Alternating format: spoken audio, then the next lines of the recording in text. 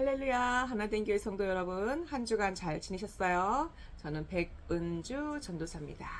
반갑습니다. 할렐루야. 자, 우리 성도 여러분, 오늘 저희가 이제 베드로전서 2장 말씀을 나눌 거예요. 근데 베드로전서 2장을 묵상을 하면서 놀라운 말씀을 봤어요. 혹시 여러분은요, 무사람, 많은 그 모든 사람들을 공경하시나요? 그리고 모든 사람을 스승으로 여기시나요? 저는요, 사실, 공경할 만한 사람만 공경하고, 공경하지 않을 만한 사람은 공경하지 않았어요. 그래서, 모범적이고 선한 사람, 그런 사람들만 공경하고는 했어요. 근데, 베드로전서 2장에, 그 말씀을 무사람을 공경하라 라는 말씀을 듣고 나서는 가슴이 양심이 그렇게 찔릴 수가 없는 거예요. 그래서 무사람을 공경해야 되는데 나는 무사람을 공경하지 않은 죄를 지었구나 라고 깨닫고 정말 주님께 회개를 했습니다. 그래서 우리가요 보통은 좀 이게 좀 행동을 선하고 이렇게 잘하는 사람만 이제 공경하고는 하잖아요. 그런데 자세히 살펴보면 행동이 선한 사람한테는 선한 게 배울 게 있고 행동이 악한 사람한테는 난 저렇게 하면 안 되겠구나 하고 반면 교사로 우리가 배울 것도 있고요. 또 한 가지 우리가요 선한 사람이든 악한 사람이든 다 장점이 한 개 이상은 다 있는 거예요. 그래서 내가 보고 배울 게 선하든 악하든 똑똑하든 잘났든 그리고 뭐 능력이 있건 능력이 없건 간에 제가 배울 게 다 한 가지 이상씩은 있더라 라는 거죠. 배려심이 좋은 사람은 배려심을 배우는 것이고 성실한 사람은 성실함을 배우는 것이고 정직한 사람은 정직한 걸 배우는 것이죠. 사람은요 완전한 사람이 없어요. 온전한 사람이 없어요. 그렇기 때문에 누구나 장점만 있지도 않고요.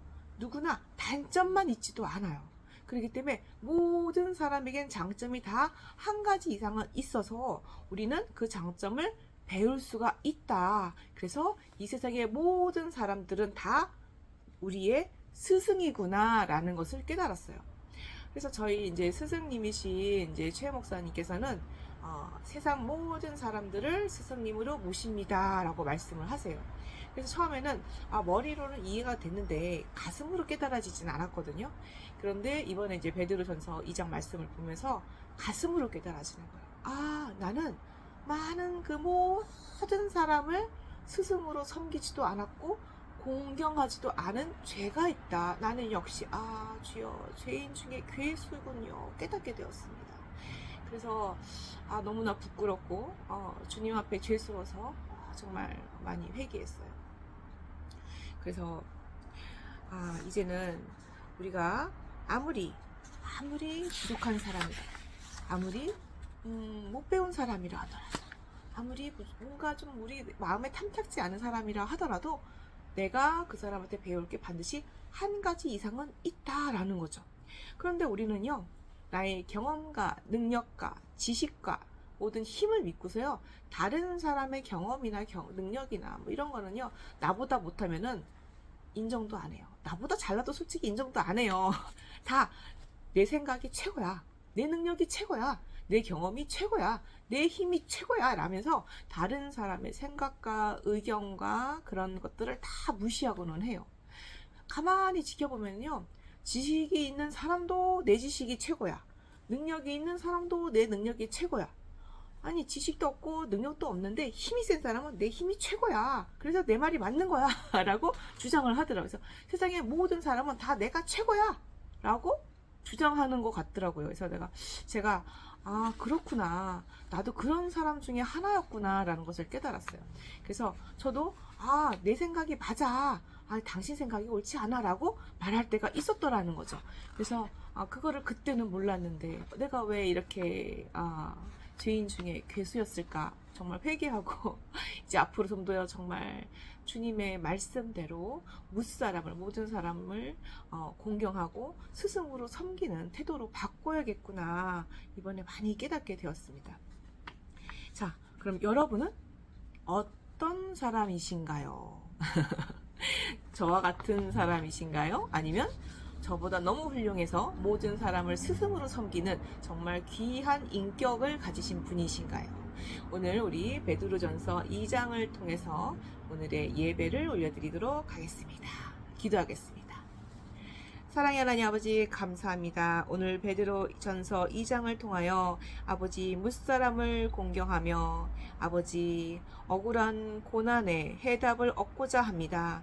주님, 오늘 베드로전서 2장의 말씀에 하나님의 뜻을 보여주시고 오직 성령님만 나타나 주시옵소서.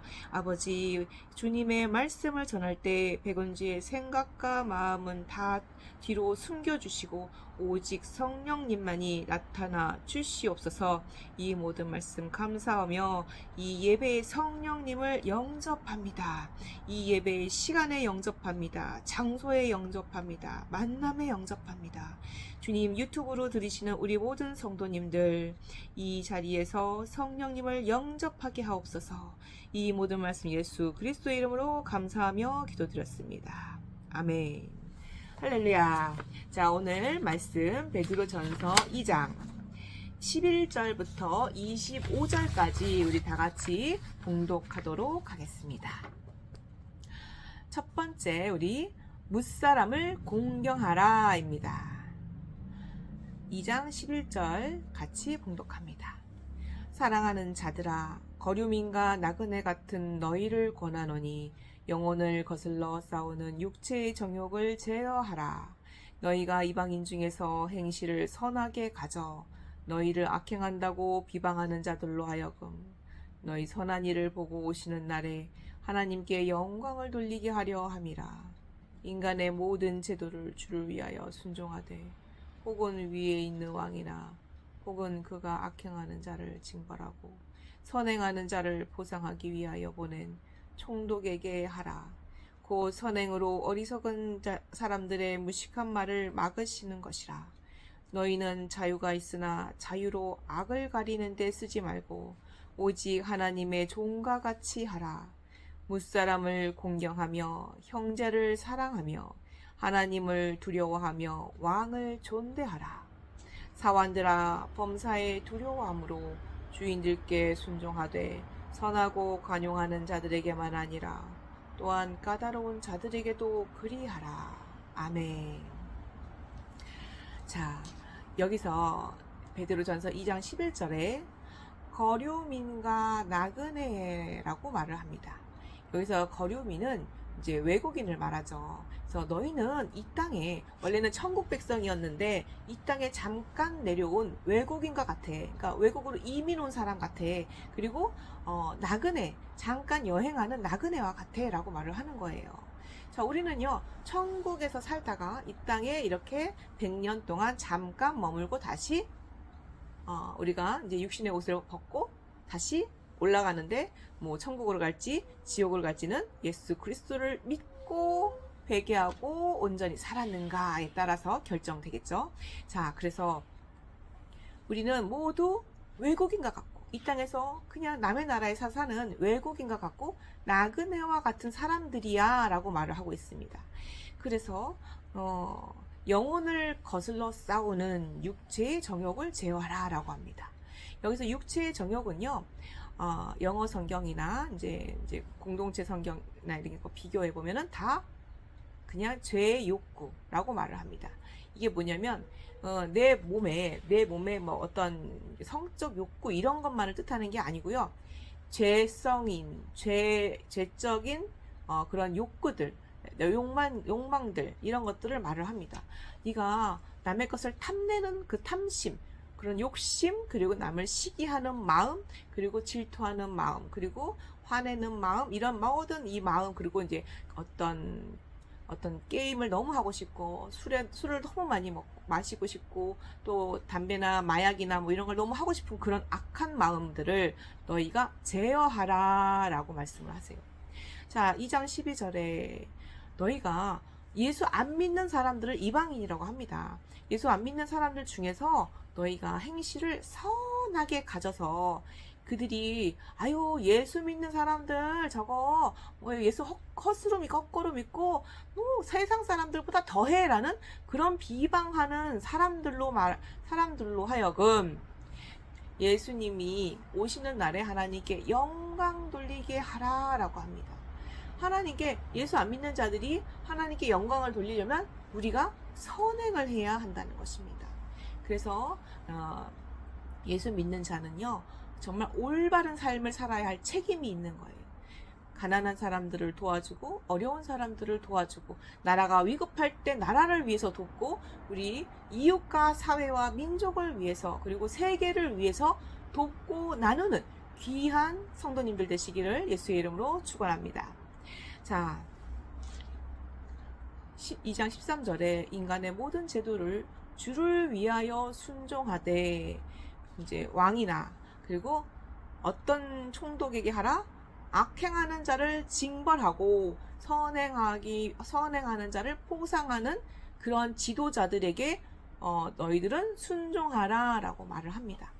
그런데요, 잘 생각해 보면 그러니까 일본에게 조선에 이제 나라를 통째로 내준 그런 정치인들 같은 경우에 우리가 그 사람들에게 순종을 해야 할까요? 자, 그러면 우리나라를 북한이나 중국이나 러시아 같은 그런 적대적인 나라로부터 우리나라를 만약에 가짜 평화로 위장을 해서 항복을 하는 정치인들에게 우리가 순종을 해야 될까요? 생각을 해봐야 합니다. 그래서 우리가 선한 자를 포상하고 악한 자를 징벌하는 그런 정상적인 정치인들과 정부라면 우리가 당연히 순종을 해야 되겠지만 그 반대로 악한 자를 포상하고 그리고 선한 자를 징계하는 정부라면 우리가 그럴 때는 그것은 잘못된 것이라고 선포할 줄 알아야 합니다. 자, 2장 15절에 선행으로 어리석은 사람들의 무식한 말을 막아라 합니다. 여러분의 선행이 구제가 그리고 봉사가 그리고 민족을 위한 그러한 올바른 행동들이 무식한 반사람들의 말을 저런 나라를 뒤집는 그런 반국가 세력들이 됐든지 아니면 예수를 믿는 적그리스도들을 그런 사람들의 말을 막는 것이다 라고 합니다. 너희는 자유가 있다. 여러분은 자유가 있죠? 자, 선택할 자유도 있고 포기할 자유도 있고 여러분이 왼쪽으로 갈 자유도 있고 오른쪽으로 갈 자유도 있습니다. 그런데 그 자유로 악을 가리는 데 쓰지 말라고 합니다. 자, 내가 죄를 지었어요. 근데 그 죄를 덮으려고 하지 말라는 거예요. 그리고 내가 어떤 잘못을 저질렀는데 그 잘못을 오히려 저 사람한테 뒤집어 씌우는 그런 악한 대로 당신의 자유를 쓰지 마십시오 라고 말을 합니다. 요즘에는 하도 가짜뉴스가 많아가지고요. 유튜브가 됐던 뭐 공영방송이 됐던 뉴스가 됐던 지금 신문이 됐던 너무나 가짜뉴스가 많아요. 그래서 그 가짜뉴스들이 자기들의 이 글씨를 그런 보도를 할 자유를 통해서 모든 악을 가리고 있어요. 그래서 지금 우리나라에 지금 가장 위험한 것은 주사파와 공산주의 세력들이 지금 너무 저변에 많이 깔려 있는데 그들의 행동들을 지금 다 가리고 있어요. 그러나 우리의 자유를 그런 데 쓰면 절대로 안 된다라고 말씀합니다. 자, 무사람을 공경하며 형제를 사랑하며 하나님을 두려워하며 왕을 존대하라 라고 합니다. 무사람을 공경하라 라고 합니다. 여러분은 모든 사람을 공경하고 계십니까? 예수 믿는 사람들을 서로 사랑하고 계십니까? 자, 근데 지금은요, 모든 사람을 공경하는 사람을 보기가 어렵고, 그리고 같이 믿는 성도들끼리도요, 어찌나 그렇게 싸우시는지. 그렇죠. 그런데 심지어 같이 믿는 사람 안에서도 원래 이제 우리 크리스찬은요, 공산주의와는 같이 갈 수가 없습니다. 왜냐하면 공산주의는요, 유물론자예요. 유물론자. 오직 물질만이 있고요, 신은 없다라고 하는 게 공산주의입니다. 그러면 주사파도 마찬가지입니다. 주사파는 심지어 그거는 종교예요. 김일성을 신으로 모시는 종교예요. 그러면 기독교는 주사파와 함께 갈 수가 없는 거죠. 그런데 우리가 그 같은 기독교 안에서도 그런 사상을 숭배하는 사람들이 있다라는 거죠. 그래서 너무나 안타까워요. 그런 형제들을 예수의 이름으로 사랑하고 축복하고 그들이 잘못된 생각과 사상에서 돌아오기를 축원합니다. 자, 하나님을 두려워하고 왕을 존대하라 라고 합니다. 자, 우리는요, 왕을 존대할 책임이 있죠. 그리고 왕을 우리가 공경해야 할 책임이 있어요. 그런데 만약 그 왕이 이 나라를 전복하려고 하는 왕이다. 이 나라를 다른 나라에게 그냥 항복해서 떠주려는 왕이다 라고 한다면 그런 왕은 우리가 좀 공경하기가 어렵겠죠.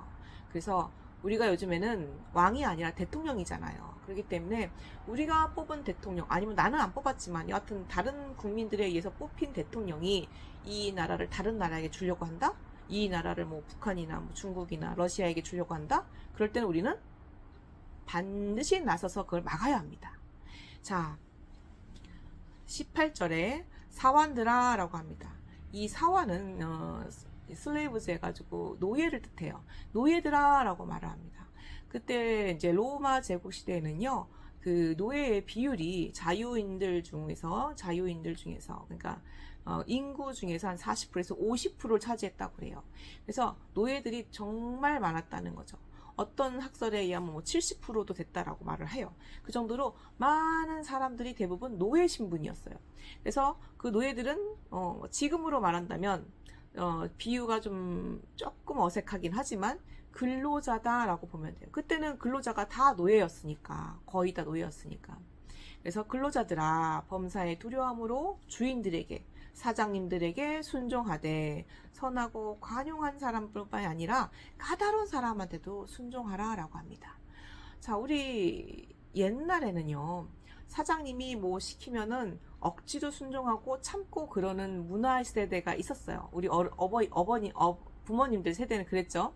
그런데 요즘의 젊은 세대들, 그리고 요즘에 이제 40, 50대들도 조금만 좀 사장님이 뭐라 하면은 그걸 좀 못 견디고 어려워해요. 참기를 힘들어해요. 직장 이직률도 굉장히 높아요. 그래서 우리가 지금 성경에서는 뭐라고 말해요? 관용하는 자들뿐만 아니라 까다로운 자들에게도, 까다로운 사장님들에게도 너희가 순종하라 라고 합니다. 근데 그 까다로운 사람한테 순종했을 때 내가 억울하지 않아요?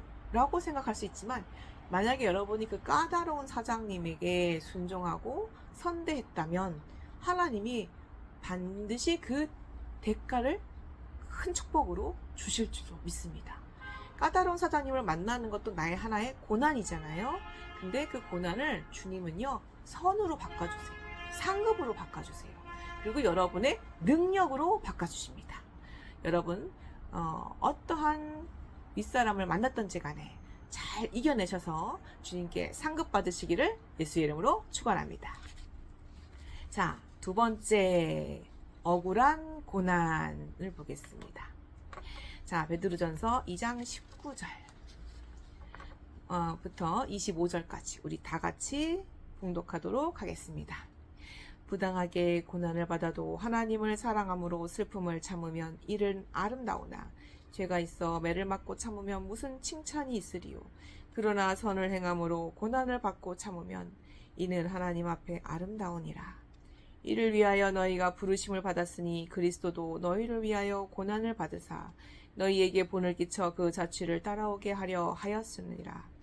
그는 죄를 범하지 아니하시고 그 입에 거짓도 없으시며 욕을 당하시되 맞대어 욕하지도 아니하시고 고난을 당하시되 위협하지 아니하시고 오직 공의로 심판하시는 이에게 부탁하시며 친히 나무에 달려 그 몸으로 우리 죄를 담당하셨으니 이는 우리로 죄에 대하여 죽고 의에 대하여 살게 하려 하심이라. 그가 채찍에 맞음으로 너희는 나음을 입었나니 너희가 전에는 양과 같이 길을 잃었더니 이제는 너희 영혼의 목자와 감독 되신 이에게 돌아왔느니라. 아멘.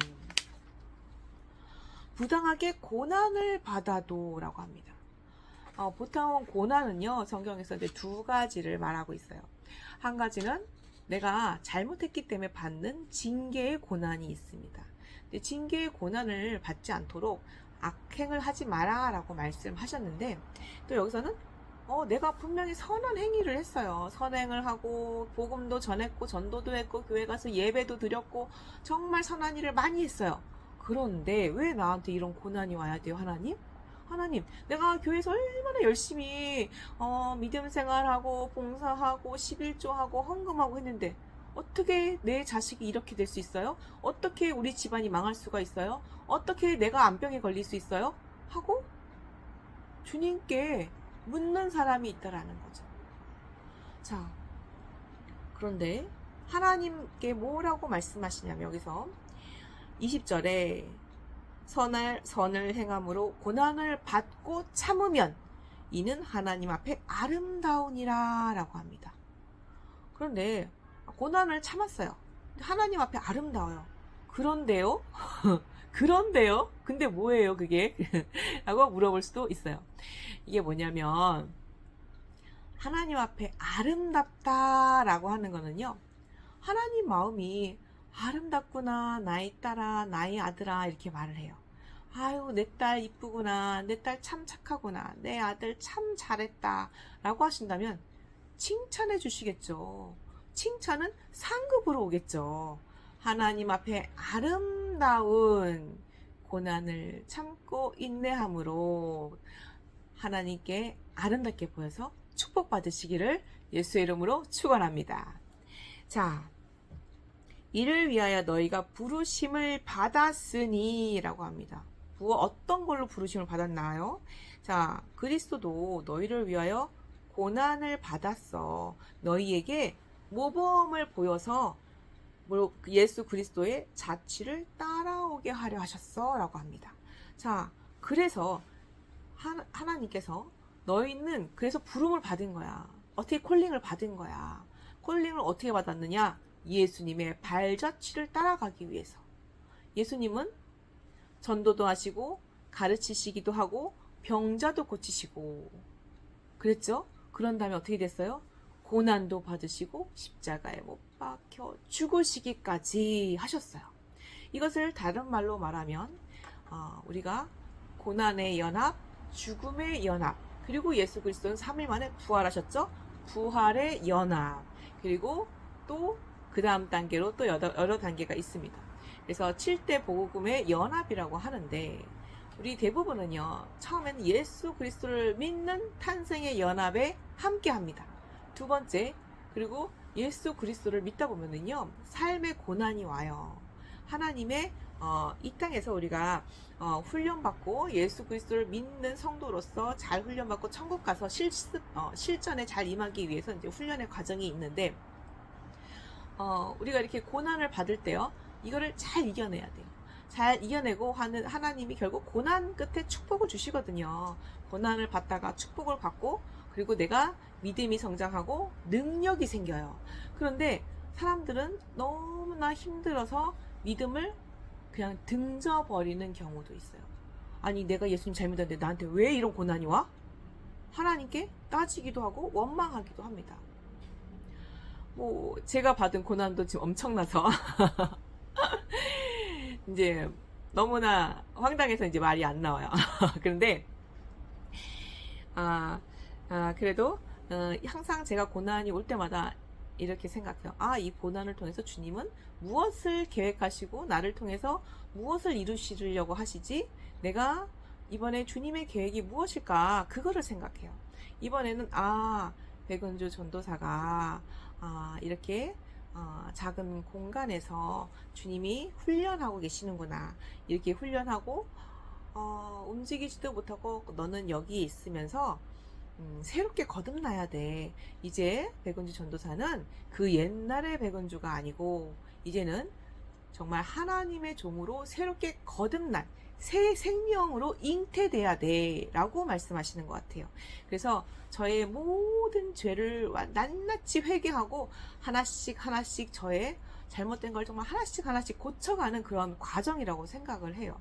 그래서 완전히 예수 그리스도와 고난의 연합을 하고, 고난의 연합을 한다는 것은 나의 받은 모든 고난에 아이고 힘들어, 아이고 죽겠네 이것이 아니라, 아, 고난에 감사합니다. 이 고난을 주셔서 감사합니다. 주님, 이 고난을 통해서 또 저에게 어떤 능력을 주시려고 하시죠? 아, 이 고난을 통해서 나에게는 이번에 인내를 키우라 하시는 거군요. 아, 이 고난을 통해서는 주님이 나에게 용기를 주시는군요. 아, 주님, 제가 이게 어렵고 힘들지만 주님과 함께 동행함으로 이 용기를 얻고 능력을 얻겠습니다. 라고 내가 기쁨으로 감사함으로 고난을 받으면 그것이 고난의 연합입니다. 그리고 나서 예수 그리스도가 십자가에 못 박혀 죽으셨잖아요. 그런 것은 다시 우리말로 하면 우리는 각자의 자아가 아주 쌩쌩하게 살아있습니다. 내 능력이 최고야. 내 힘이 최고야. 내 지식이 최고야. 내 생각이 맞아. 그래. 내가 우상이야. 라고 사람들은 말합니다. 너는 아니야. 내가 최고야. 예수님도 아니야. 내가 최고야. 문제가 닥쳤어? 그러면 내 생각으로 누구한테 도움을 구해야겠구나. 누구한테 돈을 빌려야겠구나. 생각을 합니다. 근데 예수님은 그거 아니야. 그거 아니야. 너는 잠잠하고 가만히 있어. 너는 나한테 기도해. 넌 나한테 다가와. 라고 말씀을 하시는데 사람들은 깨닫지 못해요. 그냥 예수님 잠깐 이 문제 알았고요. 좀 저기 계시고요. 제가 해볼게요. 제가 해결해 볼게요. 라고 말을 합니다. 그리고 옆에서 어떤 사람들이 말을 해도 그래 너는 너고 내 생각이 맞아 하고 무시합니다. 그래서 예수님이 옆에서 안타까워서 어쩔 줄을 몰라서 예수님이 그게 아니야 말을 해도 됐고요 내 생각이 최고입니다 라고 사람들은 뿐만 아니라 저도 그랬었습니다. 그래서 예수님은 안타까워 하시는데 우리는 또다시 잘못된 길을 선택할 때도 있었죠. 그래서 주님은 참 너희 정말 그렇게 어리석은 길을 가면 안 돼 라고 얼마나 안타까워 하시는지 우리가 때로는 정말 주님을 너무 마음 아프게 해드렸던 것 같아요. 자, 그래서 너희가 이렇게 부름을 받았다. 예수님의 발자취를 따라가도록 어떤 죽음의 연합? 예수 그리스도는요 정말 내 육체가 그리고 나의 모든 그런 그 벌거벗겨진 수치 그리고 어떤 그 욕설과 모욕감과 그 채찍질과 그 십자가에 못 박혀 죽기까지 모든 그런 죽음의 연합을 모든 그런 죽음을 다 잠잠히 감당하셨어요. 그런 것처럼 우리는요 내 생각, 내 뜻, 내 견해, 내 의지가 가득해요. 그것을 주님 앞에 다 내어놔야 합니다. 내려놔야 합니다. 이것은 저에게도 하는 말이고 우리 성도님들에게도 하는 말이에요. 가장 우상적인 게 내 생각입니다. 내 생각을 내려놓는 게 너무나 중요하고 너무나 어려워요. 저도 가장 힘든 게 제 생각을 내려놓는 게 가장 힘들어요. 그래서 지금 그 훈련을 받고 있다고 생각을 합니다. 내 생각을 내려놓고 주님의 생각을 내가 인정하고 받아들이고 실천하는 것이 내 자아의 죽음, 내 생각의 죽음을 말합니다. 그런데요, 하나님의 생각은요, 하나님의 뜻을 내가 순종한다는 것은 내 자아와 내 생각을 죽이고 내 자아를 죽이고 하나님의 생각을 내가 받는다는 것은 순종한다는 것은 저도 목사님을 섬기고 있죠. 그리고 성도님들도 지금 백은주 전도사님을 섬겨주고 계시죠. 자, 그런 것처럼 저는 지금 백은주 전도사님은 모시고 있는 최 목사님께 순종하는 것이 하나님께 순종하는 거예요. 어떤 사건과 일에 있어서 모든 이제 작업하는 그런 이제 어떤 프로젝트나 일에 대해서도 목사님의 생각이 이상해, 저건 아닌 것 같아 라고 했을 때 내 생각을 버리고 목사님의 생각에 순종하는 것이 하나님의 뜻에 순종하는 거더라고요. 그래서 여태까지는 목사님도 사람이지 라고 제가 생각을 했던 잘못이 있었습니다. 그래서 하나님께 순종해라 순종해라 순종해라 했을 때 저는 그게 목사님께 순종해라 순종해라 순종해라 라고 말씀하시는 것인 줄을 몰랐어요. 그래서 동전의 양면처럼 이 손이 있으면 손바닥과 손등이 있는 것처럼 순종은요, 하나님께 순종해라, 그 말의 뒤에 뜻은 목사님께 순종해라 라는 거예요. 그래서 우리가 하나님께 순종한다, 이것은 주의 종에게 순종한다 라는 것이 맞습니다. 그래서 우리 성도님들도 주의 종에게 순종하여 축복받으시기를 예수의 이름으로 축원합니다. 그래서 우리가 자아를 죽이고 내 생각, 내 뜻을 죽이고 하나님의 뜻에 순종한다는 것은 주님의 종, 주의 종의 뜻에 순종하는 것으로서 내 뜻을 죽이는 훈련, 이 완전히 내 뜻을 죽이고 하나님의 뜻에 순종하는 그것이 완성이 되었을 때 우리는 죽음의 연합이라고 합니다.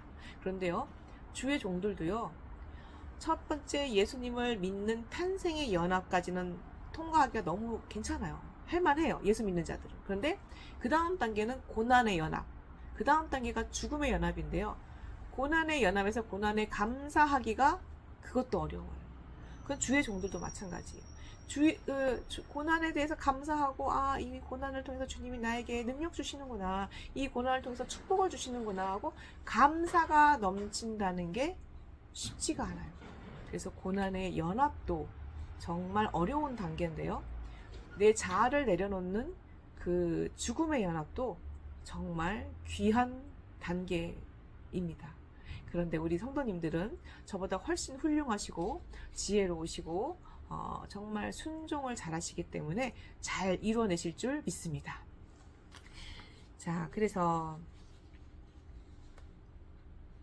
예수님은요, 어떤 분이시냐면 죄가 없어요. 그리고 예수님은 공생애 동안 뭐 하셨어요? 예수님은 말씀을 가르치시고, 그리고 교육하시고, 그리고 설교하시고, 그리고 아픈 사람들을 고쳐주고, 병든 사람, 귀신 들린 사람들을 고쳐주고, 그리고 진리를 가르쳐 주셨어요. 그런데 예수님은 어떤 분이세요?